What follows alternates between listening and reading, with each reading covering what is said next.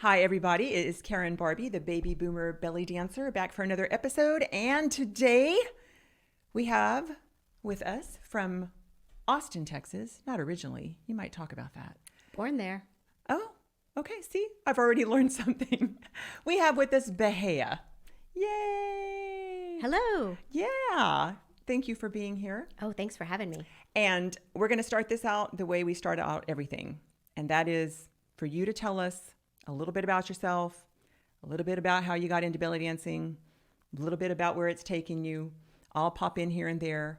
You just were talking about how you've listened to every podcast that we have in preparation for this. So you know that this could take up to 1 hour for you to introduce yourself. And I'll just keep jumping in there and finding those little places where our lives intersected or whatever. And we'll figure it out from there. Right. Deal? It's a deal. Okay. It's a deal. And I want to, I hope that it facilitates more things that I want to know about you. Okay. I think that'll be fun. Okay. I'm sure it will be fun. Hit it. Before belly dancing, I did stuff before belly dancing. Oh, see, I never think about that. Okay. No, yeah. So before belly dancing, I was a competitive Scottish Highland dancer. Our first one in this studio. And I did that through my school. I went to a school that had a program for Scottish arts, for dance for the girls and for music for the boys. And this was eons ago. And so those two things didn't mix. But eons ago, and yet you are not a baby boomer. Not a baby boomer. Okay. I'm a Gen Xer. Okay. So I went to this school as a child. I started there when I was like 5 years old. And I started Scottish dancing because there was no gym for girls. I just did Scottish dancing. And I liked it. And I, did extra classes after school. And I got on the competitive track. But I wasn't all that good. And so, I went to some competitions and I won some awards. But eventually it started to lose. I started not winning. I stopped winning, and it lost the fun that it used to be. So how long do you think you did that?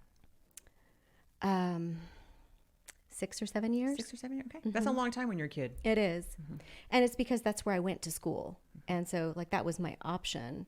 But I stopped doing competition when I stopped winning, but I still had to do Scottish dancing as part of our school curriculum. Okay, I gotcha. Right. Yes. So Scottish dancing, especially Scottish Highland dancing, is very structured. There are certain dances that are done in a certain ensemble, like costume, to certain music, and there's no room for personal expression at all. And so that's how I found belly dancing, really, is that I loved That was to a rapid dance. transition. Right. You're going to fill it in, right? Well, yeah. I stopped. My love for Scottish dancing had waned because I wasn't winning. And I still loved to dance. But I didn't feel like I could just jump into tap or ballet. I was already an early teenager. I felt like I was too late for those things. And so I still wanted to dance. And my best friend growing up in Houston was Greek. I went to a Greek festival with her and I saw belly dancing. I think I'd seen belly dancing before, but that's the first time that it really grabbed me that I want to do that thing. And so I opened up the phone book, the yellow pages in Houston, and I found the Sarome School of Belly Dance. Of course you did. Yes. Of course you did. Yes. And I told my parents I want to do this belly dancing, and my dad was kind of meh about it. He wasn't so sure. My mom was fully behind it, and so they would drive me to my belly dance classes. And you were a young teen. I was 15 when I started. And I did all the research myself. All the research meant opening up the phone book. I took the initiative to find the classes myself. It was not something that I had help with at that point. And I really felt like it was one of the first things in my life that I did that. Like, I took the initiative to do this. I'm making this happen for myself. Very much unlike the Scottish dance, where you had no choice. No choice. Right. And I absolutely love Scottish dance still. And I still love the music, Scottish Highland music. I love it. But it doesn't compel me to want to get up there and do those dance moves. Right. So you started at Sarome when you were 15. Yes. And so how long were you at Sarome? I was at Sarome from 15 until I moved to Austin. I moved to Austin when I was like 20. Okay, so 5 years. Yes. Okay. And were you, talk about your classes, your progression, were you performing? Not really. And I think that that's because I was the only 15-year-old. Everyone else was an adult. There were no other teenagers there. And yet you stayed with it. I did. You know, I mean, I get teenagers in my classes with a bunch of adults, and you can see that they're just not terribly comfortable with that idea. And Right. you probably have seen some of the same. They were very welcoming and so nurturing to me. I took classes with almost every teacher that was there, but my main teacher was Debbie. And she just really she is a mama to everyone. Yeah. And so because I was with her group most of the time, I felt that I was always welcome. And I had, I was a teenager, so I would go missing for a couple months from classes and then come right back. But I did come back, and I did not really perform in Houston. I would, just kind of be on the periphery of extra things, like the extra rehearsals for performances. And it wasn't until I also joined their hula group that I first performed. I know. Sarome had a hula group. So you performed Scottish dance first, hula second? Yes. Okay. But I was I know it just never grabbed me. Hula was just, I think that they just pulled me in because they were missing a person, really. It was never my thing. Yeah. And I had to order, all the little eat right. poo pooey Right. things that it was never a passion for me. Okay. I just did it because that's what they told me to do. Okay. But my first performance, really my first solo performance was at Ricasa. Your first solo performance as a belly dancer was at Ricasa. Yes. And this is after you'd moved to Austin? Yes. So I moved to Austin to go to college, and I started taking classes with Lucila. Okay. And that's where you and Debbie intersected. Okay. Yes. Okay. Debbie See, the podcasts we've done. and Janet, and it was me. Debbie and Janet had already been in that class, and I joined that class with Lucila, and we did some group performances. Okay. To like Habibi Aini by the Sultans. Of course you did. And so your first solo was at Ricasa West? Assume. Okay. Ricasa West, I think 1991. No, was it 91? It could have been. Yeah, 91. Because actually I was trying to think of when you came onto my radar, and you came onto my radar when I was teaching at a shimmy into spring. Was that what it was called? Dossie? Used to have those. And I can remember teaching a little workshop, and I wasn't married yet, but I was like a grown up. And this is bad. I wasn't married yet. I hadn't met my husband yet. I remember who I was dating. Okay. I remember who I was dating. So that was early 90s. 90 or 91-ish, Right. I want to say, And so that must have been shortly after you even moved to Austin. Probably. Okay. Do you remember what you danced to at Ricasa? It was a Hakeem song. He's been around a minute. Yeah. Okay. Yeah, I'm trying to remember which one it was, but it was from the Lulaloo era. Okay. I'm sure it was. Maybe on that same cassette. Was it something that you really wanted to do, launch out as a soloist, or was it something you were encouraged to do, or like what was your thought process about getting out there as a soloist in this other dance form? I don't know. I think I felt safer performing out at Ricasa in front of an auditorium full of people I had never met than from performing in front of these other people who were my peers in class. So in Scottish Highland dancing, was there ever a solo thing, or was that always group? Always solo. Always the competitive solo. nature. The competitive is always solo. Style. So you're used to being out there by yourself. Highland dance is in itself a solo kind of didn't realize it. dance form. I'm learning so much. Right, and then there's also like the reels, and those would be the folk dances where you dance with a group. Okay. But I didn't compete in that segment. I only competed in the Highland dancing with solo performance. Okay, so you were used to performing by yourself. I had performed by myself. Okay. So after you did a solo out at Ricasa, were you then like drawn to wanting to do more solos? Oh, yeah. Yeah. I was hooked. It happens that way, doesn't it? Yes, adrenaline was flowing and people told me I was good. Yes. And they're I not wanted going to to- lie. No. They know. And they must know. They Their do. opinion matters. They are the experts. Oh, yeah. I was on a high. I thought that I thought I was really good after that. I think that's about the time I met you. So, Just kidding. Oh. that was a joke. It was a joke. So you took classes from Lucila for how Yes. long? Oh, a couple years. Okay. And then what happened in Austin? I also went through all of the instructors at UT Informal Class Program. And because I met all of them, I started dancing at Mirage. Mirage. Mirage. I became a Mirage dancer. Okay. Okay. Yes. And I don't remember. I don't know how long I was with Mirage. It seemed like a long time, but that was then, and this is now. I did start teaching through the UT Informal Class Program. Okay. And I had one of the instructors there, Jeanette. She gave me her syllabus and went through all the moves that we had to teach at level 1. Like, there was a program, and it was, it wasn't structured in the way that we might think something is structured now. But for the time, it was more organized than any other belly dance curriculum that I had Right. seen. I loved that because coming from Scottish dance, I was used to organization and curriculum.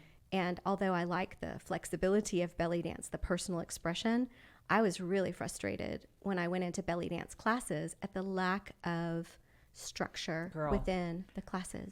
Yes. Coming from ballet, I felt the same way. So yeah, I understand. Our little Western minds are like, Very much this so. is just all over the place. I But need more. I learned a lot from Mirage. I learned a lot about readiness for performance, and we did group pieces. And even back then, I can learn choreography. I love choreography, but I am not, and especially wasn't then, the best team player. We've all had those moments. Yeah.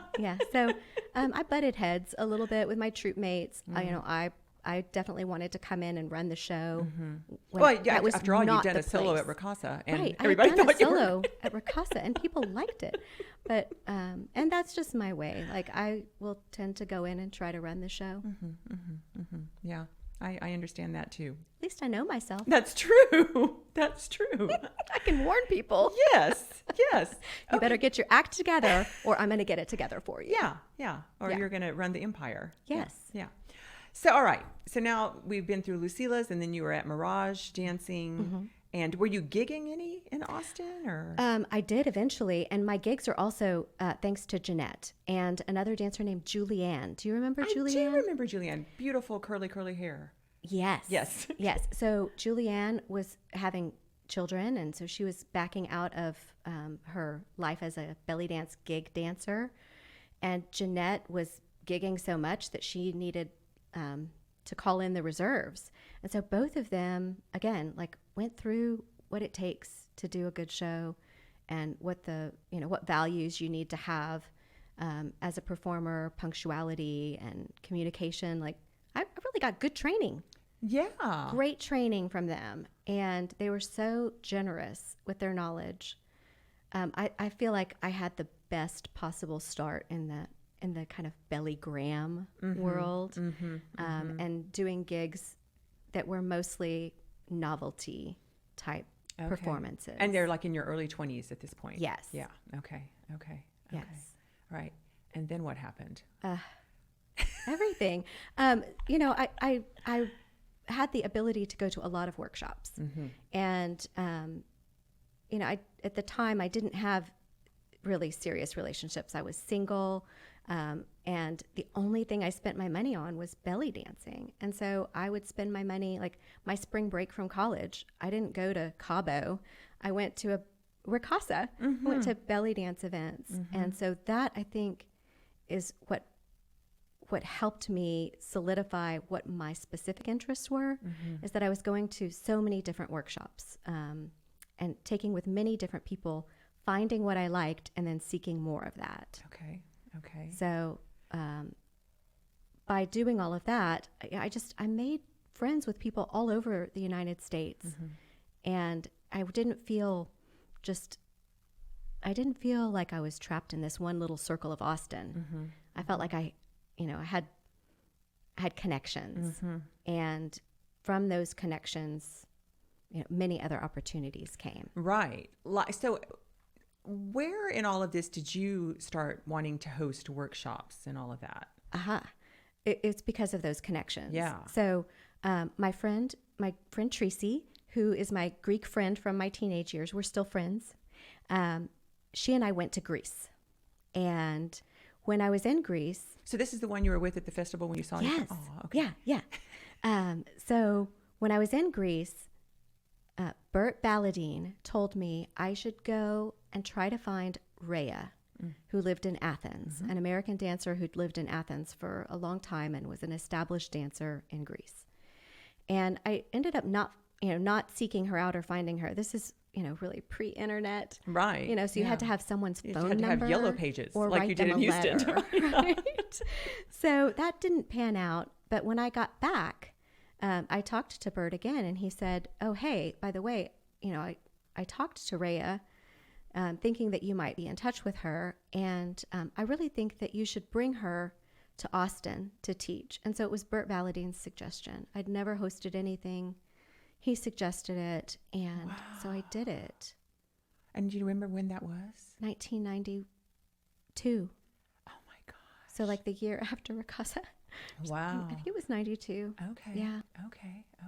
And it was just that one teacher. It was just Rhea, and we did it at the Orthodox Church in downtown Austin, and we had workshops all day while there were church women who were making food in the same parish hall that we were in for our lessons. And then we had a show at night, and the show was like standing room only. It was jam-packed. And I mean, just luck, I guess. Wow. And, I thought that everything went wrong because I saw all of the nitty-gritty technical stuff that could have been better, this, that, and the other. But in the weeks that followed after the event, everyone said, when are you going to do it again? And even my boyfriend at the time said, next time you do this. Wow. And he was going to offer advice, and I was ready to just throw in the towel. I thought it was a disaster. One-time thing. So you basically continued doing workshops from there. So that was just the first of many. That was the first of many. You didn't take a break. Like the next year you had another one? Yes. The only time I took a break was to have Maggie. Okay. Your daughter. My daughter. Yes. So I had, the next year I had Fat Chance Belly Dance. They had never taught an out-of-state workshop at that point. So were you interested in that style at the time? I thought it was intriguing. Okay. I really did. The turbans and the face tattoos and lots of layers. I thought it looked exotic. Yeah. So, and I'd seen them at Ricasa, and there was nothing like that in Texas. I had never seen anything like that. And so I brought them out again. It was a huge success. So, okay, this might be good. So here you are. You said you were born in Austin. Yes. So how old were you when you moved to Houston? Baby. Baby. We were in Galveston for a year, then Houston. So here you are in Austin, basically a newbie to the dancers in Austin. Yes. You've only been there a minute, and now you're hosting events. Yes. Was that received well? Actually, I think so. I think I was just not totally tuned in, so maybe it wasn't, but people were coming to the things. Yeah. Nobody was boycotting. And that's great. Whether they were like supportive or curious, it doesn't matter. At the end of the day, you need butts and seats and people in attendance. I was young, and I feel like people thought that, it was great that I was doing those things. Over the years, is when I felt maybe more resentment of my success. But, that's... I mean, I just always think about that kind of thing, because dancers who have been in San Antonio and taken classes from me, and then taught at the studio, and then they uproot and they go somewhere else, and they want a role in that dance community, and that's tricky navigation. You don't just come up and throw up a sign and go, yo, I'm here and I'm from Texas and this is what we're going to do. I mean, you kind of have to fill out the community a little bit. I guess you'd done that. I was supporting everyone. Lucila's, I was supporting Lucila. I was taking classes even with Z. Helene. She taught at ACC. And So I wasn't just showing up and expecting people to come to me. But so who else was hosting workshops at the time other than you? So Mila had hosted a couple workshops, and I think Jeanette was hosting Shimmy into Spring and Shimmy into September. She took over after Dasi Hadassah passed. And I helped Jeanette a lot. Really, I can't undervalue that connection to Jeanette. Yeah. She and I did so much together. I learned a lot from her from the seminar business. Also, Mila was very supportive in helping me get going. But once I got going, I feel like I had other skills from outside the dance world. I was organized and focused and really driven. And I didn't have kids or anything to distract me. I was laser focused on that, and I had supportive that's great. friends. I know it sounds like snarky and bitchy of me that I would even insinuate that you didn't have support or that anybody would be resentful of you jumping out there with that kind of enthusiasm. That's right. That's great. I great. can totally see that, because there has been the snark. The snark has happened. Snark happens, and, but not there. And sometimes I think it's imagined snark. Like I have a little bit of a complex about it sometimes. But really, when I was starting out, I had the most support from people. I think it's when I started branching out and teaching seminars on my own and getting more recognition as a dancer and a teacher is when things maybe got a little snarky. As you were doing that and still hosting workshops, like you felt there was that relationship that brought the snark, or just the fact that you were out there as a teacher? Just the fact that I was out there. Just the fact that you were out there. Yeah. So when did Austin Belly Dance Convention start happening? I would say it started with Rhea. Okay. It's just a name change. Right. So I had the seminar with Rhea was called Athens Meets Austin. Okay. Isn't that cute? That is adorable. And then when I did my next event, I changed my name to Heart of Texas, and it was Bahaia's Hot Seminars, HOT, Heart of Texas. Yes, I remember that. And I thought it was really clever at first, but then it got kind of old. The hot, everything hot, and I think that it had like some kind of sexy connotation that I didn't want. And so I changed the name to Austin Belly Dance Convention. And it was at that time in my life, I was thinking that you need to call something what it is and just keep things simple and not have flowery language, just straight to the point, so that people who are new could just say, oh, well, all right then. I know what this is. It's a belly dance convention in Austin. Right. What else could it possibly be? Hot might be a sauna experience or something. Right. And I thought, already belly dance can have this reputation of being, some kind of sexualized dance. And I didn't want that. I didn't feel that way at all. I really wanted to have this dance be elevated and respected. And I felt like my name that I had chosen was kind of holding my dream back. Okay. So that works.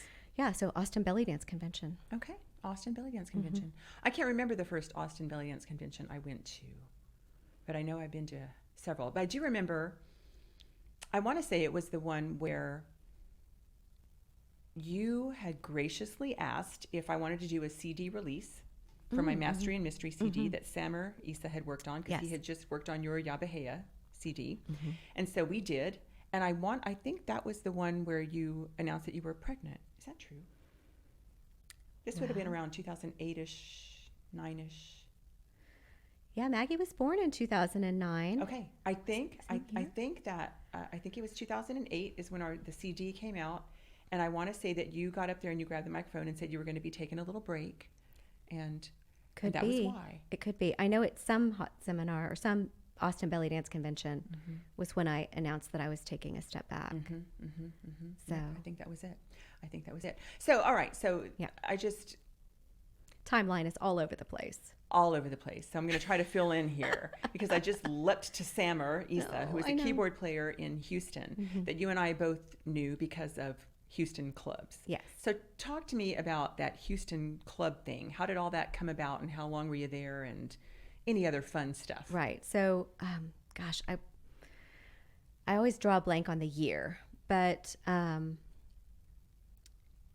some point in Austin, I'm going to digress to Austin again before I go to Houston. I was asked by a woman named Zayn El Jundi if I would perform in one of her Hefle events at La Zona Rosa. And she had a whole group of her own students, but she was looking for someone who was strong, soloist, and the kind of person that would get like a lot of applause at Ricasa. yes, yes, a kind of person who might know how to dance to a Hakeem song every now and then. No, but she asked me to be part of it, and she had a reputation of being a very strong personality, and I thought it would be a great opportunity to just take a back seat to someone. And so that's something that I love to do, because I'm usually the person driving. And so sometimes I like to just take a back seat and let someone else make decisions. And that's one of the reasons why I started working with you. And so I started performing in her events, and she would pick out my music, and she would pick out my costume, and I would go to rehearsal, and she'd tell me what to correct. And I liked it because she was strong and definitive. I would not take that kind of direction from someone who was willy-nilly or who I didn't think had more knowledge than me. But I did that, and I really had a great time at her events, and I did them for years and years and years. And one time she called me and she said, there's this club in Houston called the Sands, and the owner is looking for a dancer, and I've recommended you.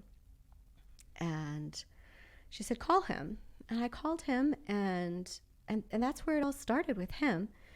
He was so nice, and they were offering me what I thought was a generous package to come perform there. I would get paid as the soloist, and he even said that they would pay for a hotel room for me for that night. And I said what was the truth, but what I think was a winning thing. I said, I don't need the hotel room because I'll stay with my mom, who lives in Houston. So immediately I painted the picture, I'm a good girl who stays with her mama. Yes. And from that, like, they always treated me like a good girl who stays with her mama. They always treated me like family, and so nice, and looked after me like I was part of their own family. And I went down there and danced at the Sands every other weekend for a year and a half, or maybe 2 years. And then 9/11 happened. And after that, the clubs were dark for a while. And when they came back, it was just not the same. It was not as extravagant and different clientele. So was Sammer the keyboard player when you Yes. first went there? Okay. Yes. Okay. Yeah. Yeah. All right. And it was Sadullah? That's who you talked to? Sadullah. Yes. Isn't that fun? What a wonderful man. I know. He's a great guy. He's a great guy. Yeah. Okay. So that's the Houston thing. Yes. And so is that the only club you danced at, the Sands? That's the only club that I danced at regularly. I think I danced at Albustan maybe once or twice, but I was mostly with Sammer and his guys, which was a different band. Right. And so I would do weddings with them. We did weddings all over Texas. And, like, it just was lifelong connections there. So obviously at that point you had zoomed in and decided that the Arab music, not Fat Chance so much anymore. I mean, you were starting to zoom in on what you really preferred. When do you feel like that was happening for you? After going to Ricasa, I had this love affair with Layla Haddad, right? And in one conversation that I had with her, she was just commenting that, basically there's the real deal and then there's all fantasy. And it led me to want to pursue the real deal. I didn't want to be the fantasy. And of course, my friendship with Debbie Smith, was huge because we were sharing music ideas. And we did a lot of things together. Debbie and I did. Like, we would just sit around and watch movies together and work on our costumes together and choose music together. And so I think that it was pretty early on that I got the idea that I didn't want a belly dance to Western music. I was not going to be the dancer who, just used whatever radio song and did performance, because people were doing that. But then specifically, I really started to gravitate toward, Egyptian music, Arabic orchestra music. But, you know what, Karen, it's not like it happened just like that. It happened over time. Really, ever since Sarome, the first cassette I bought was Princess of Cairo. Okay. So I liked that sound. Actually, I bought Princess of Cairo and some guy named Jimmy Leonardos and Ode to the Elements all at the same time. And I remember thinking, like, these are three very different things. And I liked the Princess of Cairo sound. Mm-hmm. At the time, I thought it was lots of little songs. I didn't realize it was a composition.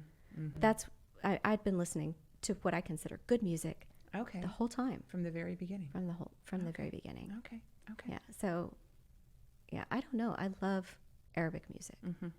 And I went for a very long time where I would not listen to anything else. Even though all my friends, all around me are listening to punk rock and all this other stuff, I'd go out to those clubs. But when I was home by myself, I was listening to Arabic music. Mm-hmm. Mm-hmm. Still? Not as much as I'd like to, You have to consider husbands, children. Yes. Yes, I have other music playing in the house, but when I'm alone, yes. Okay. Yeah. All right, so let me ask you this. So you were doing workshops in lovely indoor hotels, Mm-hmm. and then somewhere along the way you decided to do this camp thing. Yes. Because you're a camper. I am a camper. When I learned that, when I went and did my only camp I've ever done, that's not entirely true. I did go to Mendocino one year, but I dragged myself through that. But when I went to your camp, when was that? 2019? 19. Yeah. Yeah. And, Seems and like you're yesterday. like a pro camper person. Yes. Like, I look at you and I just think that you would demand the Marriott wherever you went, at least. And I do. If I'm going to be in a hotel, it better be a damn good hotel. But you will camp. I will camp. And you will camp well and be happy about it. So how did this all come about? As a child. But why a dance camp? How in the hell did you decide you wanted to do a dance? Well, I went to a camp as a child called Camp Arrowhead. Okay. And that's where we had our first dance camps. Okay. I was like a third generation camper. Okay. My cousins went there, my aunts went there, and their grandmother went there. So like ingrained in this send your children away for the summer kind of thing, which is genius, right? Yeah, I don't know. I experienced so many things as a camper. At 10 years old, I was shooting a rifle. I was riding horses. I was swimming in a river with water moccasins. Like I was out there living life. Ooh. Right. And so I was talking about that. We were at a Little Egypt event in Dallas. Okay. It was the Dina workshop. And I was talking with some friends about people being able to just do things, like, just do things. And I was saying that one of the reasons I feel like I can get out there and just do things is because of camp. At that age, I learned, like, just try it. Nobody said, ooh, guns are dangerous. Mm-hmm. Mm-hmm. They handed me a rifle and try it. Told me, pull the trigger, girl. Survival of the fittest. We'll see how you do. Yes. And so I was telling all these people, I'm like, I really think that more people need to have that experience. And granted, we don't shoot guns at my dance camp. Not yet. I didn't see it. But I thought that it would be good for people to get away and just experience nature and try something new, swim in the river.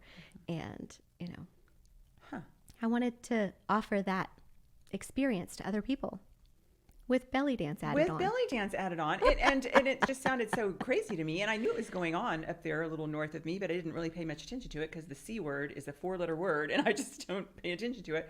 But then when you asked me to do it. Camp, right? You're still talking about camp. Yeah. Mm-hmm. Camp. And I thought, well, and you assured me that it was pretty puffy camp. And it was fantastic. Thank you. It was so great. And now we'll see if it continues. Because, right. We just don't know. We just don't know. Mm-hmm. But it is great. And you've done 15 of them or something like that. Yeah. Like a lot. For a while, I was doing more than one a year. And I've had so many wonderful people out there. Yourself, Aziza, Virginia, Ava Fleming. I mean, I don't have the list in front of me, but all wonderful people who shared so much more than just what you get in a hotel. Yeah. We sat around the campfire together. We played, Arabic melodies on kazoos. Mm-hmm. It was so much fun. Yeah. That's where I got this. Yes. Mm-hmm. Yes. Give that to me and again. I do love camp, but We're just not sure what the future holds because of COVID. I don't know when people will be ready to share a cabin with people who aren't members of their household. Right. We're still feeling that out. I don't want to say never, but I know we've said not this year. So we'll see. Yeah. So we'll see. And we want you to come back. Well, and I want to come back. That's I know the you do. Craziest thing. I think like we could bring Project Band out there, except for there's no band. But there could be band. Maybe that's the next step of Project Band, is that everyone learns to play an instrument from the Arab Orchestra. We'll need a little time. We'll need a little time for that. I mean, I've got my kazoo, so that one's already taken. Okay, so everybody else needs to get the hard stuff. Yeah. Wow. Okay. You asked for plans for the long term. There you go. Yeah, that's a good plan. Oh man, yeah. I really wish I did play an instrument. Do you play any instruments? I tried. I come from a very musical family, and I tried guitar and bass and piano and vocal lessons, and I am a dancer. There you go. That's what I learned. That's what you learned. Yeah. I gotcha. I love to sing, but nobody needs to hear that. Nobody needs to hear it. Okay. All right. Yeah. Got it. Uh-huh. Got it. So, all right. Where else have our paths crossed? Because I'm looking here at the NAO thing in 2020, which was just last year, but let's not go to last year yet. Is there any other stuff that you and I have in common? And we talked about the Summer CDs, the nightclubs in Houston, just kind of crisscrossing around in Austin. The Debbie thing. The Debbie thing is a big connection. I mean, everyone except me was coming down to take your classes in San Antonio. I think maybe it conflicted with my college schedule or my work schedule or something. But Judy and Debbie were coming down to take your classes. I did attend some of your workshops at the Diet Dance Studio in South Austin. And, and I ran into you at other shimmy into whatever workshops and we would cross paths in Houston from time to time.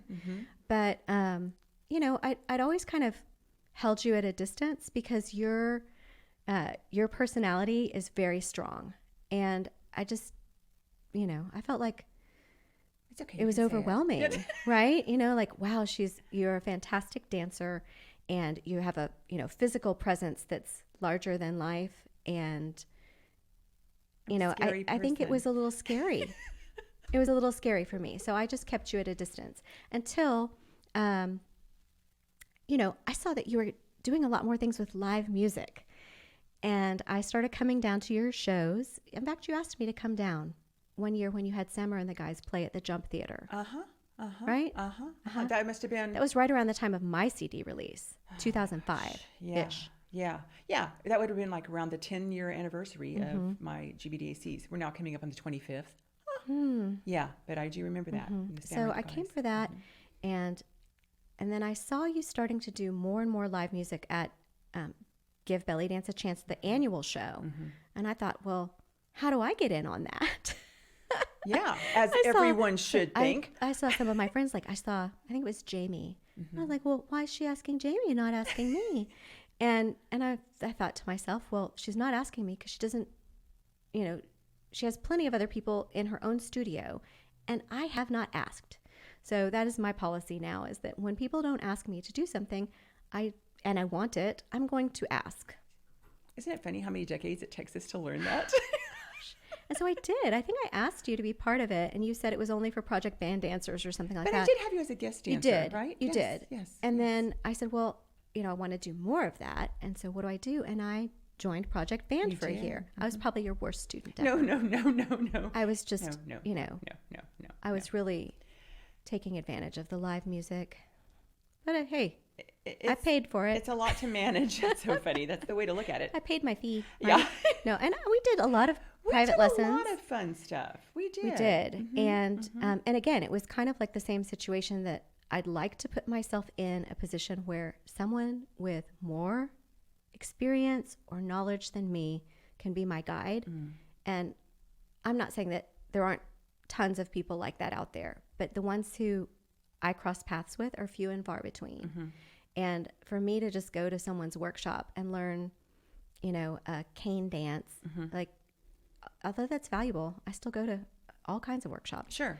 But I wanted something richer. I wanted someone who could lead me, not just teach me a dance move. And so that's why I joined Project Band. And I found that to do Project Band well, I needed to devote more time to it, and I didn't. But those are great memories. Yeah. And and it got... who's to say I wouldn't do it again? I would. You and I talked more during your time in Project Band than we had in the previous 20 whatever years that our paths and have I think been that's one of the things that came out of it, is that I learned that we have so many connections, and that things that you struggle with as a studio owner, I struggle with as a studio owner. Right. And you've been so generous, like with, anything. Hey, how do you deal with this? And you're always very open about it. Okay, good. So, am I good? Good. Yeah. Well, and okay, so because of that connection that we were able to establish because of Skyping, this was pre-pandemic, so we weren't Zooming yet. We were Skyping, right, I think, for your Project Band stuff. But then, when the National Arab Orchestra, you were okay. When the National Arab Orchestra Takht Ensemble came to San Antonio for the very first time in 2018, you were there. Oh, yeah. Yeah, as was Sadullah. It was like a reunion. Yes.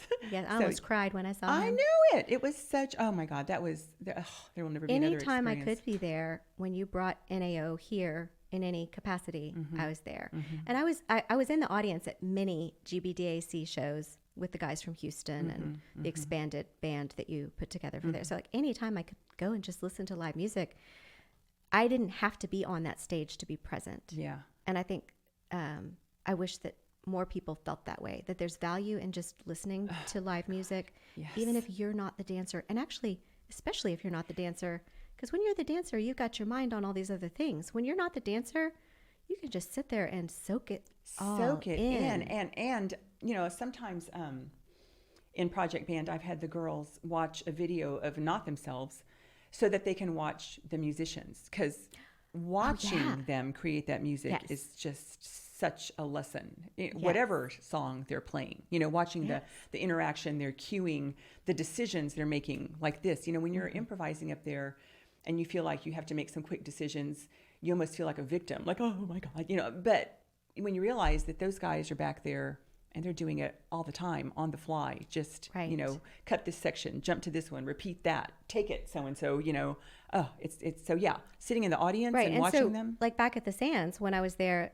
and that was the real reward, was hanging with the band. Yeah. And just being with them and talking to them about my music. And I think, at least for Sammer and the guys that he'd put together, most of the dancers they'd worked with prior to working with me were like, play ballady rhythm for me, or do you know Princess of Cairo, or whatever.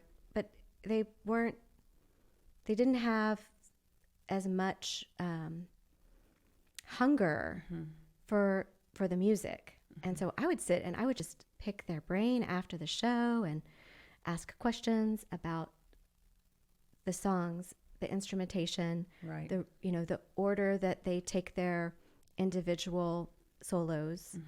And, I just loved that. Yeah. And so to me, dancing, at least at the Sands, dancing was a great thing, but it was really secondary to my interaction with them. Right. I felt like I was part of a thing that was bigger than me. Yeah. Yeah. And I loved that. You were. Yeah, you were. Still are. It's funny because this is kind of sort of like we were talking when we were at lunch just a little while ago about just the whole idea of time. Like last year during the pandemic, when there was all this time to do things, and yet you can get into a point where you have too much time, and so you're actually not productive because there's this perception that I've got all this free time and I'll get to that. And I was telling you I had that experience yesterday when I had a big block of time. At least it wasn't a whole year. No, it wasn't.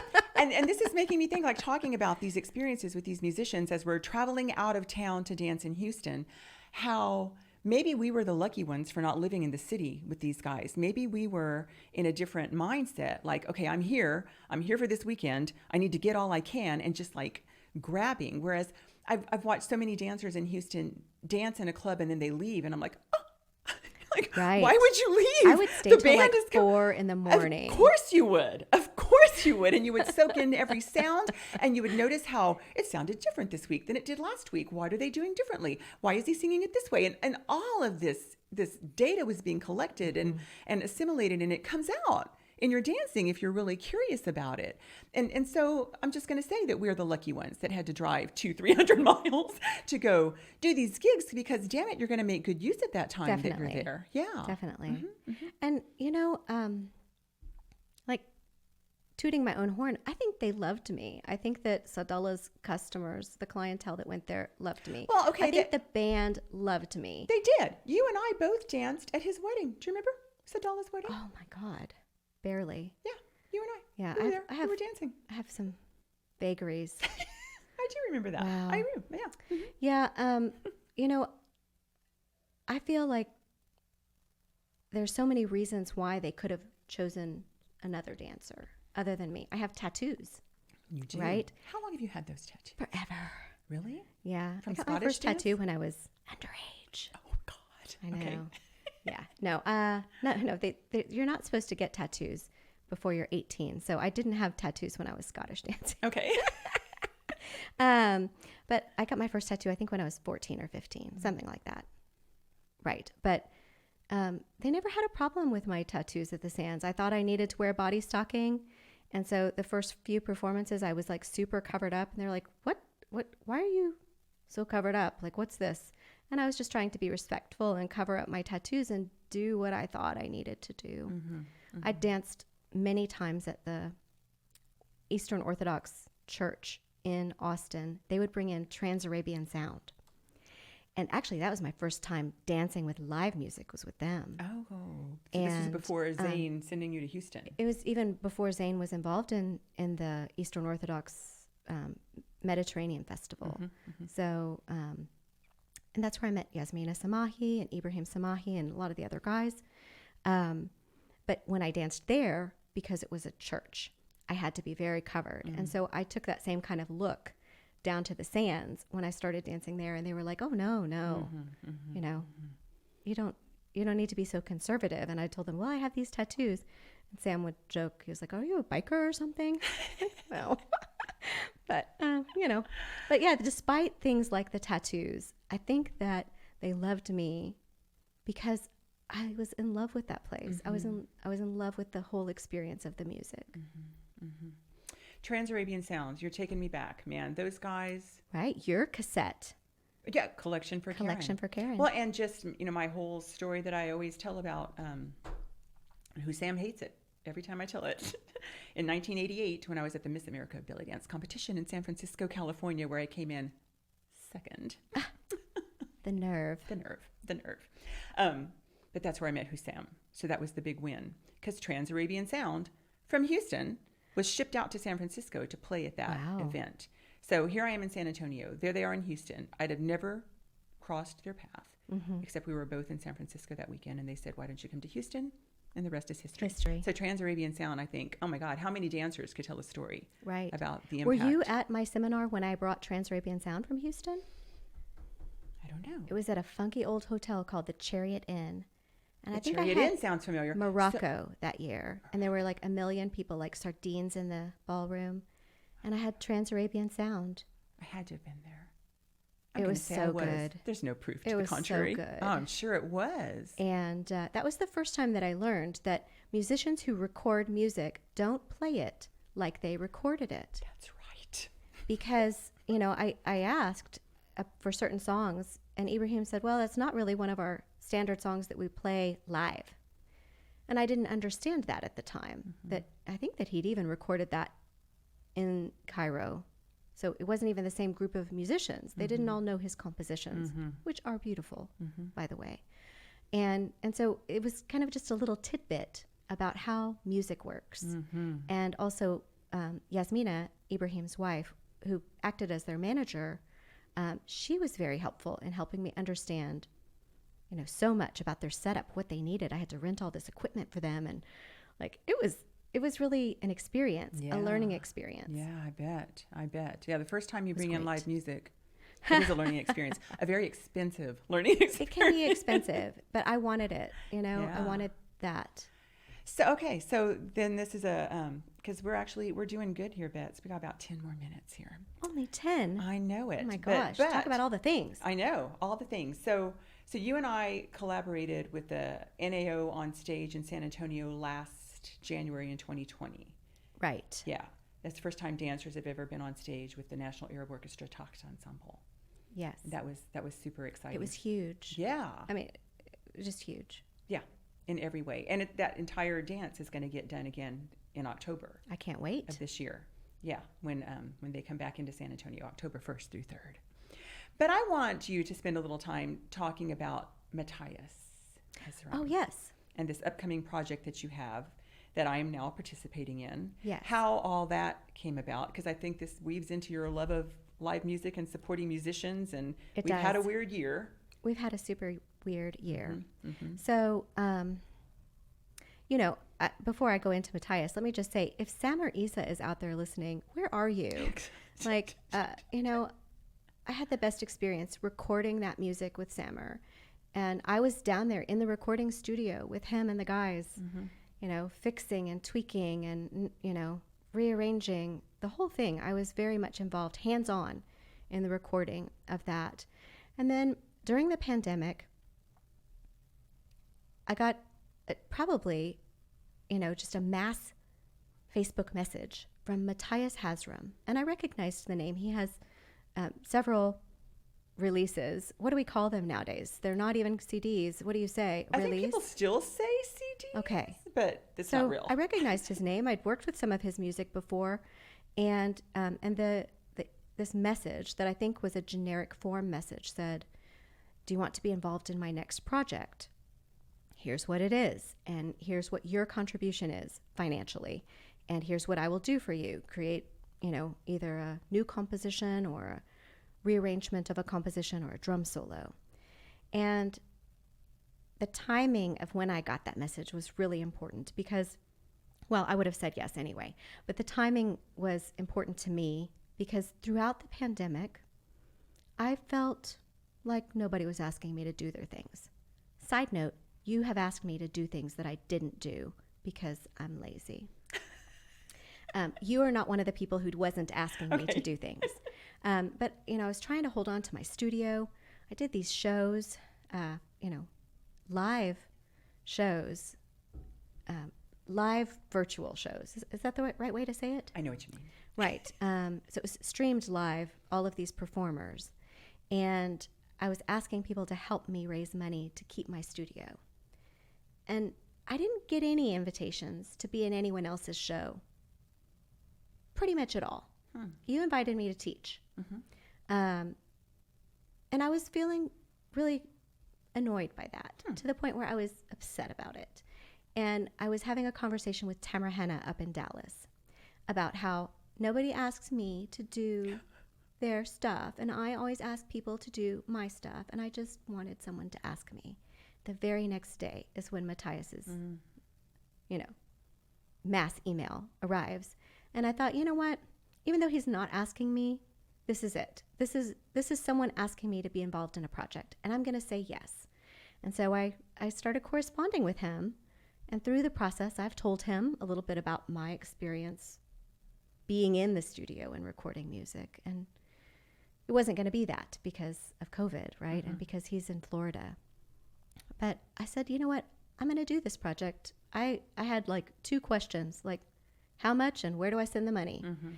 Because I wanted to be involved. I wanted something to give me a spark again. And so he made an original Magency composition for me. And that one will be released sometime very soon. It's going to be on the Julia Farid album. I think I'm saying that wrong. It's probably Julia. Fatted. But I'm in my little Texas accent. I'm going to say the Julia Farid album. So that's coming out soon. And in the conversations with Matthias, knowing that I have had an experience releasing my own music, he said, well, why don't you do it again? And I said, well, the main reason is because I can't afford to do it again. And he said, well, why don't you do like we're doing with the Julia Farid album and get some of your friends together? Do you have friends who like Arabic music? And I thought, yeah, I do. I have too many even, to to be able to narrow it down very good. But I did narrow it down. And the dancers that I've selected to be part of this project, including yourself, are people who I know have a passion for good Arab music. Mm-hmm. And so who all is in this? Oh, okay. I better not forget anyone. You won't. So me and you, there's 7. Okay, so let's count them out. Okay. Yeah, it does. 2. Right. Me and you, there's 2. Roxanne Shelby from California. Mm-hmm. Tamara Henna, who is my BFF up in Dallas. Mm-hmm. That's 4. Ahava from California. Mm-hmm. Lily Sai, who is from Austin, who is also my dance partner for a long time. And one more, Adrienne from Los Angeles. Okay. Yes. This is 7. Is that 7? That's 7. You did it. Mm-hmm. Whew, I hate forgetting people, right? Yeah. Like there's nothing. Especially on a recording. Nothing worse than that feeling. Like, well, what about me? You were just complaining no one remembered you. That's so awesome. That's who's on the upcoming release. Right now, the working name is Bahaia and Friends. I don't know if it's going to be something else, but right now it's Bahaia and Friends. Okay. And we have really some exciting pieces. We have a couple original Majensi, a rearrangement of Kulthum, a rearrangement of Ayuni Sud. I know. And a couple drum solos. Okay. And then I hear that there's going to be a folkloric cocktail that sounds really exciting too. Okay. That's what I hear. That's awesome. Do you have any idea when that's going to be? I mean, I got one of them. I'm listening to mine over and over. So. I don't actually. I was really thinking that it would be toward the middle or late summer, but the process is so organic. Mm-hmm. I can't pin it down. Well, and you're dependent on 7 people getting back to him. Right. There's actually going to be 10 pieces because I'm doing 3 pieces all to myself. Mm-hmm, mm-hmm. So yes. Okay. So he has 10 compositions to work on, and I know that he is in the stage where it's the rough draft is passed, and now it's the fine tuning and the edits. All right. Beautiful. I know. I wish I knew. You and I like to schedule things, don't we? I do. I do too. Yeah. Everything has to be in a calendar. That's or why I had a spreadsheet. C-section actually. Okay. It's because I was like, just look, can we get this on the calendar? Yeah. This is guest shit. It's not fun. No. No. All right. I'm going to ask you 2 questions. Yes, 2 ma'am. final questions. And these are good. Okay. Ready? Yes. Do you have a hero in the belly dance world? Like I'm thinking, right? I like to think about this personally. And the answer kind of changes a little bit here and there. But do you? Yes. Above all, Ida Noor. Ida Noor. Why? When I watch her dance, I think in my head, that's exactly what I would do if I was that good. Every time. It's like immaculate. Every move that she does just seems to be right for me. She is on the softer side of movement quality, very lyrical, and I just love her dancing. When I first saw her on video, I didn't know who she was because the name was written in Arabic, and I asked Shireen Al-Safi.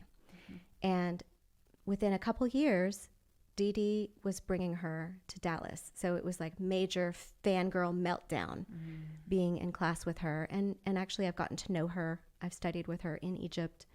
And, now like she's more than a teacher, but I still have that respect for her. I wouldn't really say she's like family because she's not quite there, but I have immense love and respect for her. That's great. That's great that you could answer that question so quickly, having been involved for so long. And there's so many people that I respect and admire for different reasons and just adore their dancing, but it's Aida all the way. Beautiful. I would want to be her.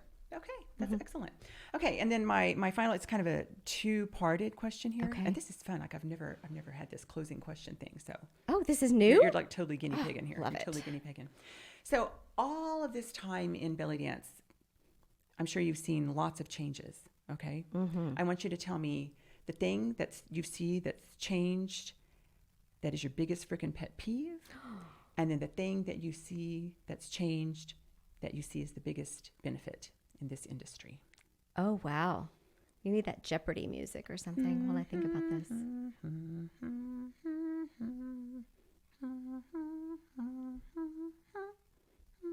Okay, I'm ready. Oh, no, I don't. I have to wait till the ding.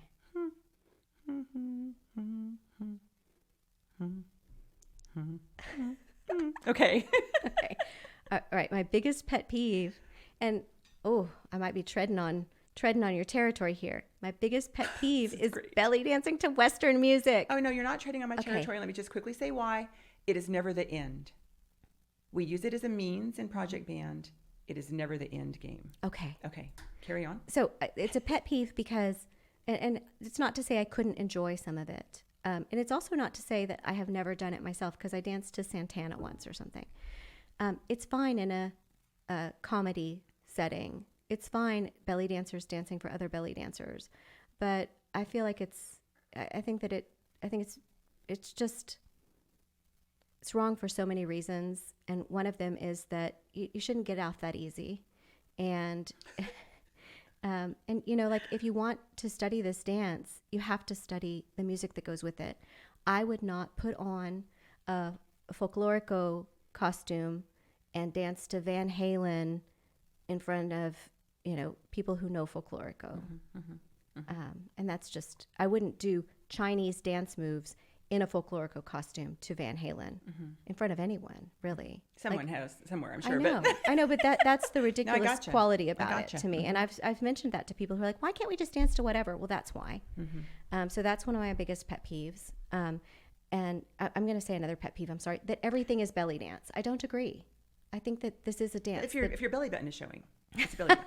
That's the rule, right? Just anything can be belly dance. No. I'm just going to leave it at that. Okay. And then the biggest innovation, is that what you said? Yeah, the positive. The most positive thing. So many positive things. Like I feel like belly dancing offers more than just the movement and the culture. I think that one of your recent podcasts, you were talking about movement therapy. I think that it offers a place for people to feel safe and encouraged and creative and expressive. It's almost like you kind of have to get all the pots and pans out of the kitchen and experiment with everything and then decide what you're going to make for dinner. Like you don't use all of that. But I think the belly dance gives people an opportunity to kind of see what's in the cupboard and get things out and play a little bit. But I always like to guide people toward, bringing it back to what I feel like the dance really should be. Okay. Is that an answer? That's an answer. It's an answer. That's valid. Okay. Yes. Okay. Perfect. Good. Okay. See, wasn't this fun? It was fun. I want to do it like forever. I know. We need to start scheduling and the next week with Bahaia. Yeah, right. Right. I'm just going to be here all I told day, you I was just every gonna, day, Kylan. Is that a I problem? just run right over things. Fantastic. Thank you so much for Thanks joining for having us. me. You'll be back. Oh, and so this I'd love is Karen to. Barbie, baby boomer belly dancer, and Bahaia, who's a Gen Xer, Yes. saying bye for now. Bye for now.